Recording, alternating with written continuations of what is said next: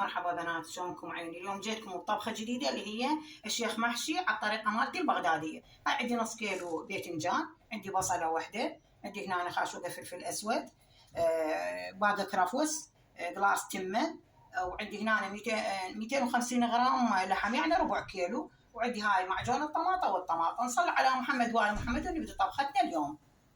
هسه هاي راح نحمس البصل، نحط شوية زيت زيتون، نبدأ نحمس البصل.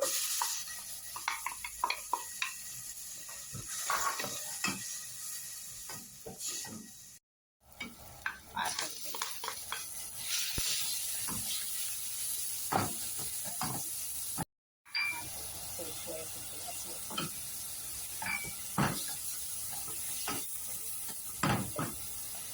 هاي رشة ملح،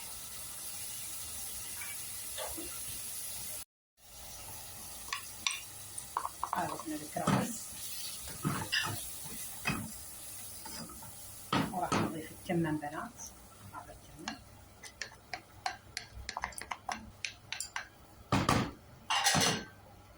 بنات الطبخة مالتنا بس نحط الصلصة مال الطماطم والمعجون.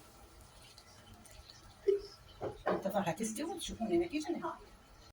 استوت الطبخة مالتنا، هسه راح اصبها واشوفكم.